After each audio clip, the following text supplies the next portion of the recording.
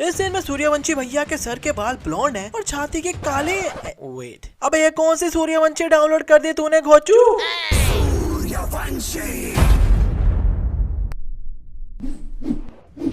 इस सीन में ये जगह एकदम खाली पड़ी हुई है, मतलब दूर दूर तक कोई गाड़ी का नामो निशान नहीं है। पर जैसे सूर्यवंशी भैया बाहर निकलते हैं तो बाहर तो गाड़ियों की लाइनें लगी हुई हैं। ये लोग रियाज को पकड़ने गए हैं तो ये लड़की रियाज के साथ सेल्फी लेकर सूर्यवंशी को दिखा रही है और भाई इस सेल्फी को कंपेयर कर रहे हैं रियाज की उस पिक्चर से जो 1999 के बाद ली थी। सीरियसली ब्रो, 1999 में ली हुई पिक्चर आज के आईफोन की सेल्फी से ज्यादा क्लियर है। और अब सूर्यवंशी भैया वेट, इस लड़की को लगता है ज्यादा शौक है कैमरा के आगे रहने का, क्योंकि लिटरली जहाँ कैमरा जाता है वहाँ पहले बैठी होती है। अब यहाँ रॉकेट आकर गिरा है तो फिर यहाँ भी आगे कैमरे के आगे। अरे बहन, सूर्यवंशी रियाज को पकड़ने के लिए छतों के ऊपर से बड़ी बड़ी जंपे मारते जा रहे हैं पर फिर भी इनके सनग्लासेस इतू से भी नहीं हिली। यहाँ तक के इतने ऊपर से इन्होंने जंप मार दी और एकदम मुंह के बल नीचे गिरे हैं पर फिर भी नहीं उतरी। अबे लिटरली रियाज मुक्के मार रहा है फेस पर बट अभी भी नहीं उतरी। और जैसे ये रोल हो रहे हैं तो अभी फेस पर है पर एकदम से गायब हो गई। अरे भाई कहाँ उतर नहीं रही थी और कहाँ एक सेकंड में गायब हो गई। और मजे की बात के नीचे कहीं गिरी नजर भी नहीं आई। रियाज गाड़ी लेकर इतनी तेजी से भाग जाता है और सूर्यवंशी भैया पैदल ही भागकर उससे भी पहले उससे ही आगे पहुंच जाते हैं। ओ भाई, सूर्यवंशी भैया यहाँ से गोली चलाते हैं पर गाड़ी के टायर पर गोली नहीं बल्कि इतना बड़ा कील लग रहा है जाकर। नहीं कील ही है ना। इस सीन में सूर्या के आगे टेररिस्ट आ जाते हैं तो ये कहते हैं हाँ गाड़ी पीछे ही जा रही है पर गियर ये आगे वाला लगाते हैं। फिर गोलियां चला रहे हैं तो इसके बच्चे को गोली लग जाती है। तो ये डॉक्टर कहता है Luckily, the bullet just brushed past him. छूकर? अरे भाई तू सी भी नहीं लगी थी क्योंकि गोली चलने के बाद भी ये छोटू बड़ा चिल मार कर बैठा हुआ था। इस सीन में रियाज को छुड़ाने ये बाइक वाले आते हैं तो ये पुलिस वाला बस यही कर ही जा रहा है। दीवार पर बॉम्ब लगा दिया तो अभी भी यही कर ही जा रहा है। अरे भाई देख भी रहा तो गोली मारना। और बॉम्ब इतनी दूर लगाया है और ये पुलिस वाला यहाँ खड़ा हुआ है पर फिर भी दीवार वही वाली फटती है जहाँ ये पुलिस वाला था। और मजे की बात, रियाज भी आराम से निकल गया जबकि पहले इतने ज्यादा पुलिस वाले खड़े हुए थे इसके पीछे। इस सीन में पीछे जितने भी लोग हैं सबके हाथ खाली हैं पर जैसे एकदम बारिश होती है तो सबके हाथों में एकदम छाते आ जाते हैं, मतलब अम्ब्रेला आ जाते हैं। जादू। और ये बारिश देखकर इन दोनों को अपना सीन याद आ जाता है जहाँ इतनी तेज बिजली चमक रही है पर वो सिर्फ इनके फेस पर ही पड़ रही है क्योंकि ऊपर आसमान पर तो इतनी सी चमकती कोई नजर ही नहीं आ रही। खैर बारिश जब होती है तो भाई लिटरली पीछे चिंगारियां गिर रही हैं, मतलब कभी भी आग लग सकती है, करंट लग सकता है बट देयर लाइक मैं क्या करूं,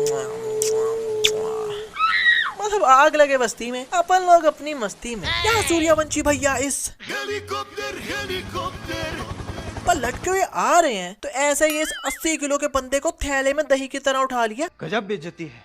नहीं मतलब भाई तू देख भी रहा है कि पीछे पाजी आ रहे हैं तो आजू बाजू टर्न कर लेना। पर नहीं, चलो पकड़ ही लिया है तो बाइक को ही ना छोड़ तू। पर नहीं। और ऐसे ही इस 80 किलो के बंदे की इत्तू से भी नहीं फटी शर्ट। कौन सी क्वालिटी की शर्ट पहनी हुई है? Explain us please. इस सीन में कादिर उस्मानी को लोग पकड़ के लाए हैं मुंह खुलवाने के लिए तो उसकी फैमिली को मारने की एक्टिंग कर रहे हैं सूर्यवंशी भैया। Wait, what? अच्छा ये उस्मानी को आवाज नहीं गई। दोबारा चिल्ला मेरी माँ। पर अब गई है। फिर इतना ऊंचा ये कहती है तब नहीं सुना उस्मानी ने। पर जब अब्बू कहती है तब एकदम तड़पना शुरू हो गए। और आपको एक मजे की बात बताऊं कि ये लड़की अनमैरिड है इस मूवी में, मतलब शादी वादी नहीं हुई। और काम देखो, सिम्बा भैया की जब एंट्री हुई है तो ये जीप के ऊपर बैठ कर आ रहे हैं और जीप इतना उछल उछल के आ रही है पर फिर भी नीचे नहीं गिर रही है, मतलब फॉबी को लगी हुई है क्या नीचे।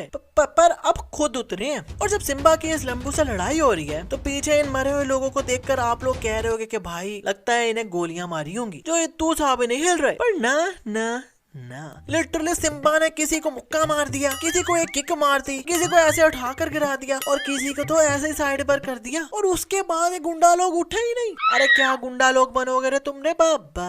और सिम्बा भैया जब लड़कर बाहर आते हैं तो बाहर तो इतनी ज्यादा पुलिस खड़ी हुई है। नहीं मतलब फिर भी अकेले अंदर लड़ रहे थे। अरे भाई अंदर नहीं आना था तो इतनी ज्यादा पुलिस आई ही क्यों रे बाबा। और फिर सिम्बा कहता है ब्लास्ट एक के बाद एक हर 5 मिनट में होंगे। पर ये Helicopter, helicopter.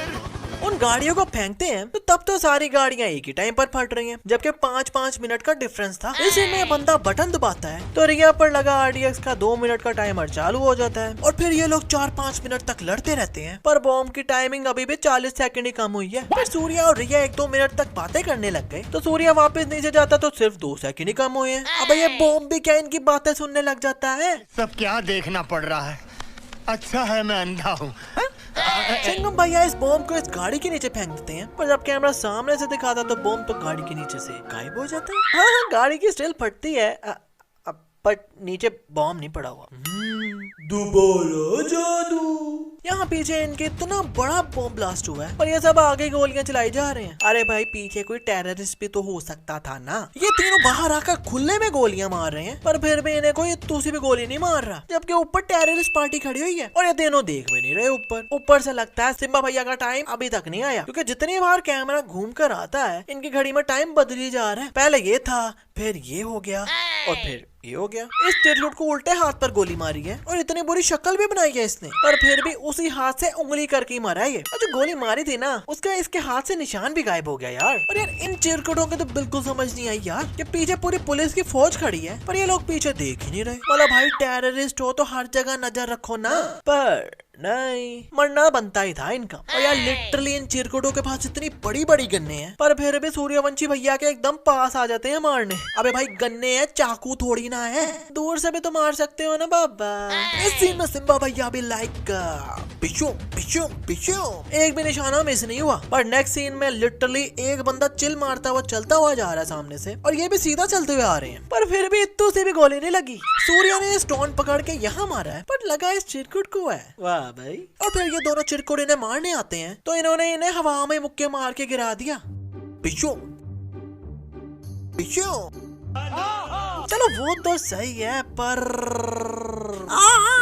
इस बेचारे के साथ इतना जुल्म करने की क्या जरूरत थी भाई। I mean, भाई इस गरीब की आगे पहले से ही फटी हुई है बगल से शर्ट, पर अब कुछ और ही फाड़ दिया। I mean, आगे से भी शर्ट। भाई लोग इस बंदे को सिम्बा अपनी मूवी में ऑलरेडी मार चुका है पर ये इस मूवी में पुलिस वाला बनकर आ गया, जबकि इस मूवी में सिम्बा भी है। I mean, इन्होंने सोचा होगा कि कौन इतना गौर करेगा भाई, पर फिल्म सेंस है यूट्यूब का CID, कुछ भी हमसे छुपता नहीं दया। एट द एंड इस 7 फुट बंदे को सूर्या भैया ने ऐसे उठाकर फेंका जैसे प्लास्टिक के बैग में दही हो। और यार इतनी लंबी फाइट लड़ने के बाद भी इन तीनों की जेबों में से ये ग्लासेस नहीं गिरी। और मजे की बात तो ये कि सिंघम भैया ने अपनी ग्लासेस स्पेशल बाहर रखी थी, फिर अंदर गए थे लड़ने, पर अब उनकी ग्लासेस उनकी पॉकेट में से निकल रही है। और ये था आखिरी जादू।